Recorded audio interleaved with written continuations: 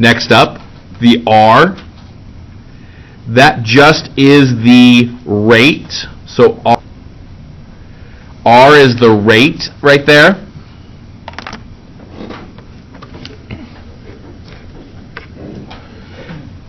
T is the time, and time is usually in years. Oh, this is happening for 20 years. And lastly, the last letter I see here that I haven't explained is just in. If we see monthly, it'd be 4. If we see daily, 365, and so on. So those are the letters that we're going to see with this formula right here.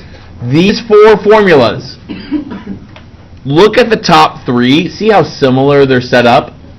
Right? There's always 1 plus, or maybe in the aspect of decreasing, 1 minus.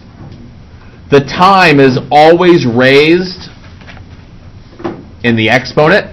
So student calculator, please get out your calculator that you're planning on using during an upcoming learning check. If you need one, let me know. Happy to let you borrow one.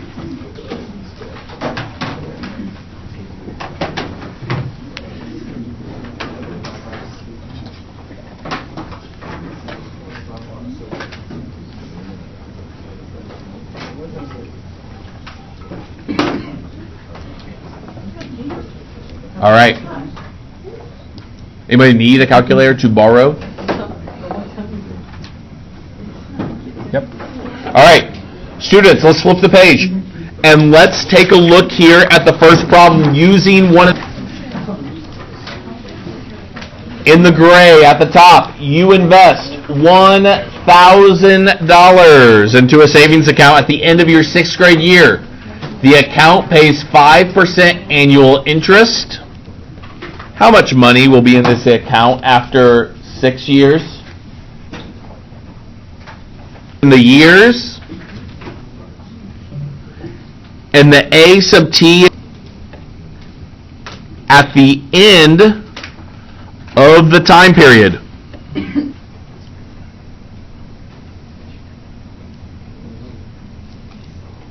So students, here's what we're looking for.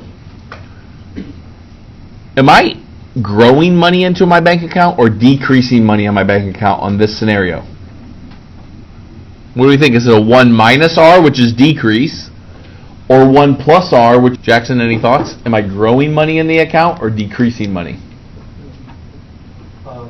Yeah, anytime you put money into a savings account, hopefully the money's getting bigger, right?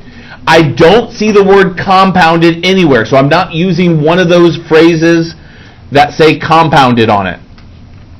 So I'm going to use this formula right here, and give me a second and we'll plug some numbers. Right, there's the formula. So I don't know how much money I'm going... But Julia, how much money did I put into the account? $1,000. So that's the beginning amount. That's almost like it's the y-intercept. Think of, for the A, wasn't that the y-intercept on Thursday?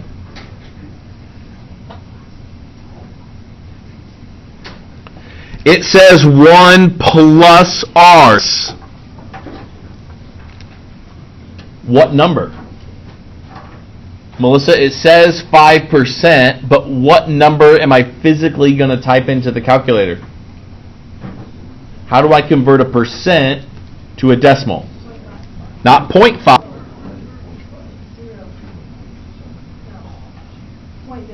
0.05, right? 2 places. 0.05.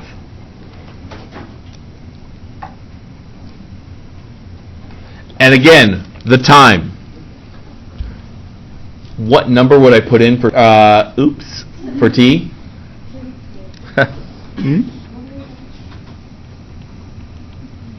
Students, you could do you could physically add those numbers together on your paper, or you could leave it like this. But what I want you to do is to go ahead and I'll do that as well, and I'm going to write down the answer. All I want to know is, do you get the same answer as me? Let's get together, yeah, and see if I can help you plug it into the calculator. Here's what I have as my final answer. Jackson said it was a growth. So I should get a number bigger than 1,000 in my calculator. Again, if you don't know how to get that in your calculator, please let me know. Type that into the calculator, and do you get 1,140? Okay, so let me see how you're putting it there. Okay, now let's pause. Okay, yeah, go ahead. Okay, I'm not use the second, we just want to use that button.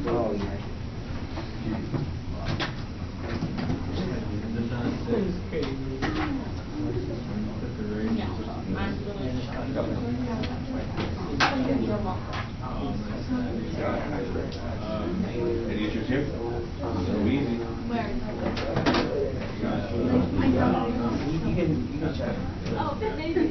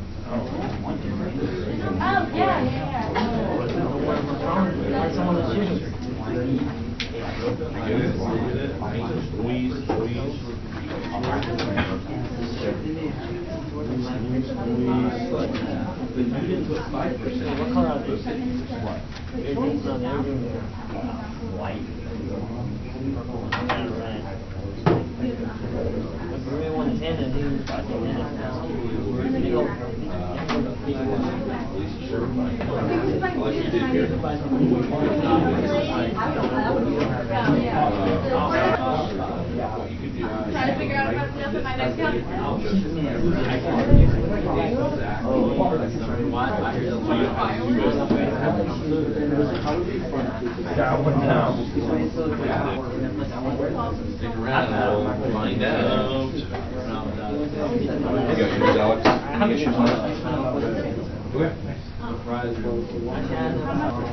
Kevin, you find it?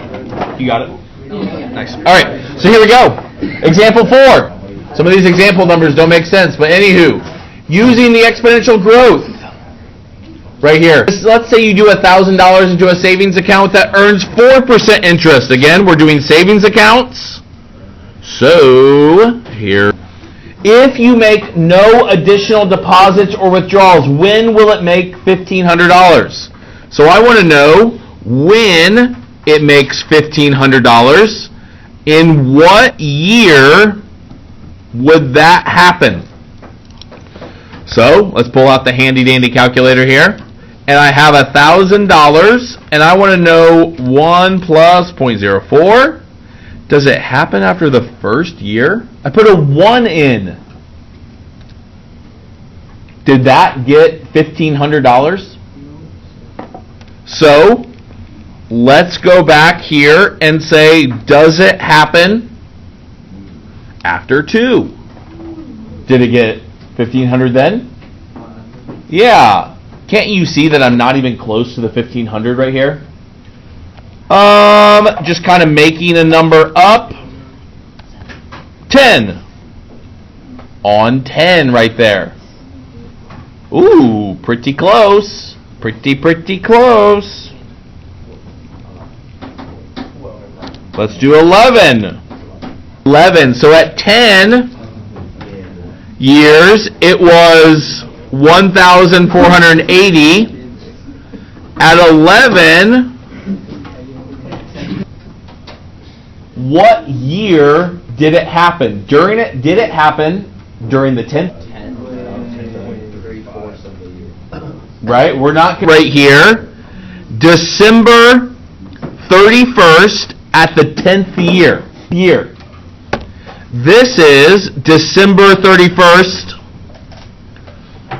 11th year. Didn't it happen during the 11th year then? Right? During the 11th year.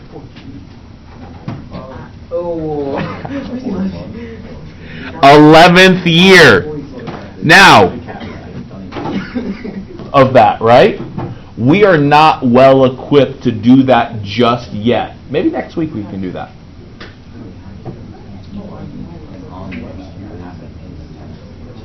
It didn't happen at December 31st on the 11th. But it happened maybe, he's just saying, maybe it happened in May, right? Something like that. Oh, and do you have a question? No. Fine. You said no. Oh, gotcha. All right. So, it's essentially like that's a guess and check method. There is another way to do that problem. But we're not ready to talk about that yet. Okay? That'll be for next week sometime. All right. Let's take a look at this one right here. Exponential function.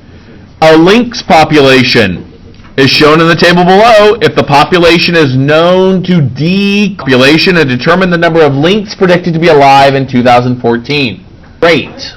Now think about this here. From 1 year to the next, it looks like it lost 30. Right? 30 animals. Does that mean it's going to be, the next one's going to be 90? If it decreases exponentially, it's not a slope. Right? It doesn't say, oh yeah, just subtract. Fine. I'm not asking you to memorize this or have remembered it, but in previous years, back in middle school, you talked about this formula, change over. The reason for this is it figures out, so students, over the original, which is 150, 30 divided by 150. 20%, or as Owen had said, point. That means is the links population is decreasing at 20%. Because it says decreasing, I'm using. So students, 0.2 is not wrong, but when I put it into the formula, what number? 8. 1 minus 0.2, 1 minus 20% is 80%. My decay rate right here is it's going down by 20%. So please keep in mind that when I use the model right here, I want to know how much. Again, you could leave this like a subtraction problem. Right? You could leave it as minus 0.2, and I'm just going to make a number up, raised to the second power. Or I could, like before, actually subtract it and get the same answer as well. Okay? So here's what we need to decide. It says how many will be alive in 2014? If this is my starting year, 11, right? 2003, 2004, 5, 6, 7, 8, 9, 10, 11, 12, 13, 14, 11 years to get to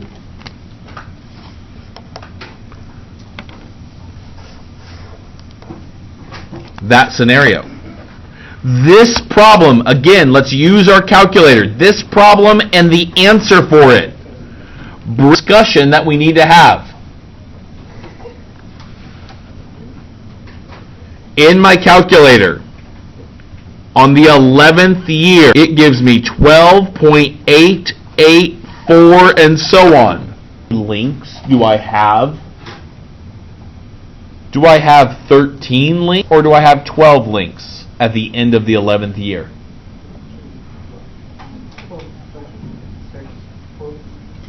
The question is really what I'm asking is, round the answer? Or do I do what's called truncate? Ignore the decimal. Do I actually have 13, 12, and then just over 3/4 of another one, right?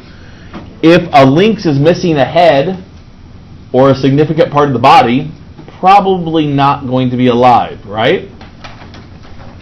Okay, 12 lynx in that scenario. Gave you this next formula here. It's on the next page. It does look different on the page, but I want to keep it the way I did, at least initially, on the front page. It's this formula right here. It like this.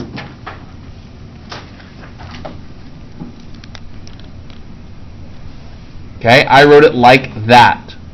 Now, one of the easy, touchy subject it looks like. Speaking of touchy subject, remember when I introduced to you that that letters was actually a number? Kept going after it. The number I. Not just I, but the number I. And you're like, no. I is a letter. And I kept saying, no, it's the... There is another number that I want to introduce to you, and it's in the calculator. So this one you can use the calculator on. It is the number E. E is it is the rate that naturally things in life increase or decrease by. Anybody ever see a 4-leaf clover but not pick it in the ground? You do, and you're lucky enough, you could grow an entire patch of 4-leaf clovers. The reason that they're lucky is because they always get picked and then they never get a chance to cross exponentially is at the number E. Go ahead. Find the number E in your calculator, and I'm happy to show you where it is, and see if you come up with that number right here. 2.7, the number E. See if you can find it in your calculator.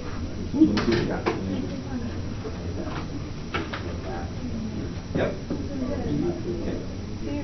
Very nice.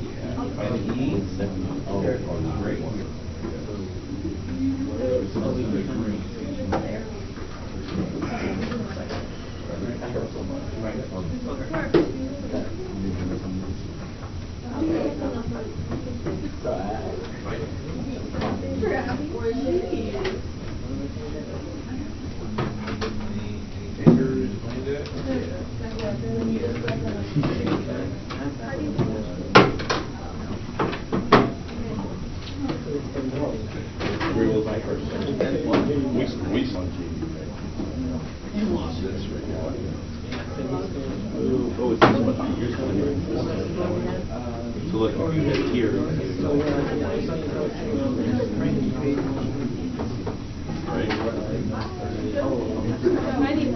Okay. And then the button. Oh, thank you.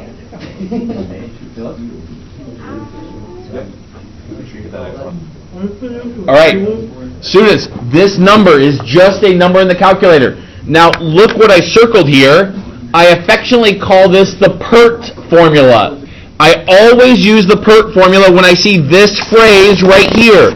Compounded continuously, or continuously compounded. It grows at a natural rate. That's compounded.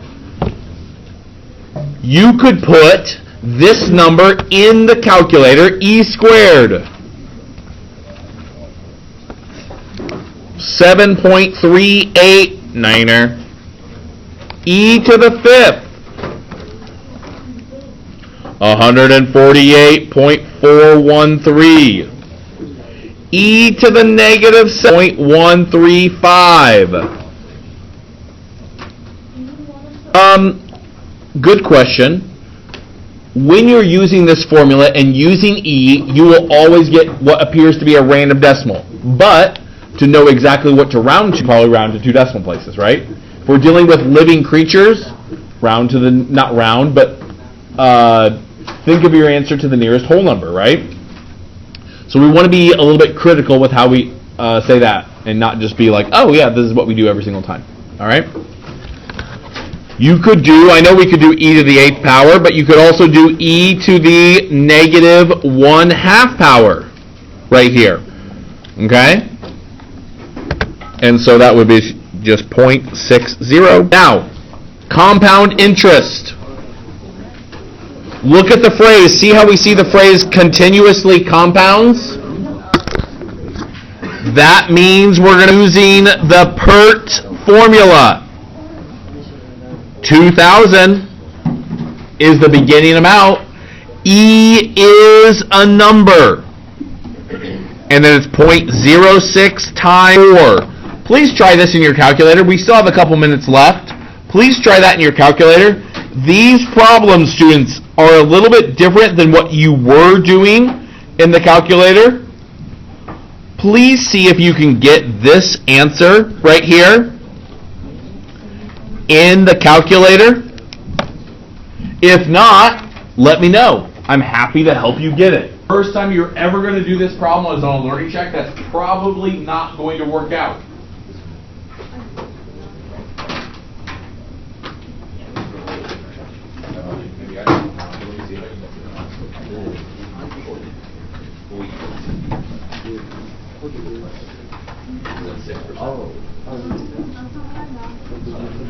Anybody need help using that here?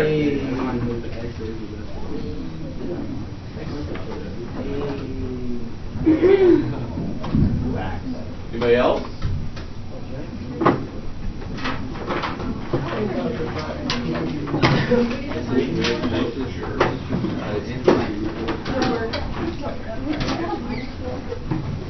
Students, keep in mind, you could see different scenarios here.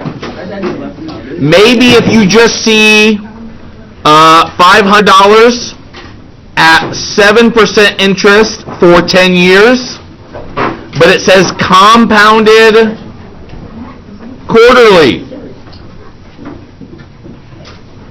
then I would use my compounded formula. My beginning number, 1 plus 0.07. What number does quarterly mean? 4, right? So it's 4 times 10. So again, in the calculator, 500, parenthesis, 1 plus 0.07 divided by 4. Don't use the fraction bar. Use the division sign.